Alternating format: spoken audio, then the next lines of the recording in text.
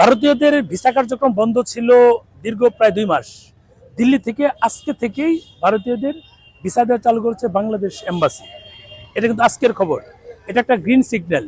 আমাদের যে নতুন প্রধানমন্ত্রী হয়েছেন জনাব তারেক জিয়া, প্রধানমন্ত্রী তারেক জিয়া, উনি ভারতের সাথে মানে প্রথম পদক্ষেপ হিসেবেই ভারতীয়দের ভিসা কার্যক্রম চালু করেছে। এটা মানে খুব গুরুত্বপূর্ণ একটা দিক। এরপর হচ্ছে 2 দিন আগেই সিলেটে ভারতীয় সহকারী হাই কমিশনার উনি বলেছে বন্ধ থাকা ভিসা কার্যক্রম খুব দ্রুতই চালু হবে। এটা কিন্তু সম্প্রতি বলা। এবং আমাদের যে নতুন যোগাযোগ মন্ত্রী হয়েছে, উনি যেটা বলেছে যে বাংলাদেশ ভারতের মধ্যে মৈত্রী ট্রেন 3টা ট্রেন চলতো, খুলনা থেকে একটা, ঢাকা থেকে 2টা, ঢাকা থেকে শিলিগুড়ি একটা, ঢাকা থেকে কলকাতা একটা।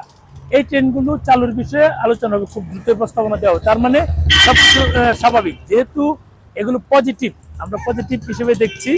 তাহলে ভারতীয় ভিসার কাজগুলো যেগুলো বন্ধ থাকা ভিসা, অর্থাৎ ট্যুরিস্ট ভিসা, আমাদের বহুল কাঙ্ক্ষিত বহুল আলোচিত যে ভিসা, যদি ট্যুরিস্ট ভিসা থাকতো এইসব জায়গায় মানে ভিডিও বানানোর সুযোগ পেতাম না।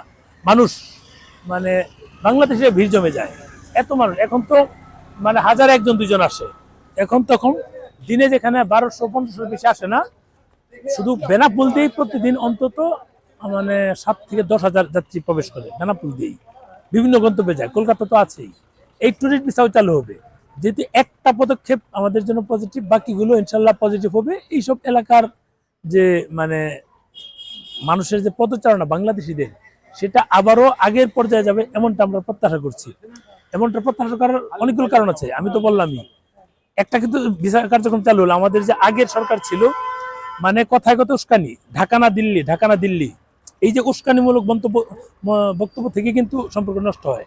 নতুন সরকার এসে সম্পর্ক উন্নয়ন হচ্ছে। ভারত সরকার কিন্তু আগেও বলেছিল যদি নির্বাচিত কোনো সরকার আসে তাহলেই কেবল এই যে মানে দুই দেশের সম্পর্ক সেটা উন্নয়ন হবে, ভিসা কার্যক্রম স্বাভাবিক হবে। এটা কিন্তু আগেই বলা। এখন যেহেতু শুরু হয়েছে, এটা আমাদের জন্য খুব গুরুত্বপূর্ণ মানে একটা বিষয়। মানে ভারতীয়রা ভিসা পাচ্ছে, বাংলাদেশে অবশ্যই পাবে। এটা মানে না পাওয়ার কোনো সুযোগই নাই, কারণই নাই। সবকিছু তো স্বাভাবিক হচ্ছে। স্বাভাবিক হচ্ছে যেহেতু আমরা প্রত্যাশা করছি ঈদের আগে হবে কিনা জানি না, তবে ঈদের পর হয়ে যেতে পারে। কারণ অনেক কারণ আছে। একটা কারণ ছোট্ট করে বলি একটা কারণ, সেটা হলো যদি মানে এখন ট্যুরিস্ট ভিসা চালু করে কালকে থেকে পারবে না, কারণ আগের কিছু গ্যাপ ছিল, তারা অগ্রাধিকার পাবে। তারা আগে দেশের অস্থিরতার কারণে পায়নি, তাদেরকে বাদ দিয়ে নতুনদেরকে নিবে, সেটা আমার অন্তত মনে হয় না। অগ্রাধিকার তারাই পাবে, কারণ বাংলাদেশ থেকে যাদেরকে ভিসা দেওয়া হয়, ট্যুরিস্ট ভিসা সবাই ভারতের কাছে সমান অগ্রাধিকার প্রাপ্ত, ওইভাবেই দেওয়া হয়। কাজে ভারত নিশ্চয়ই তাদেরকে দিয়ে তারপর দেবে, কারণ এখানে ঝামেলা আছে। আগে 800 টাকা দিয়ে আবেদন করেছিল, সেটা এখন 1500 হয়েছে।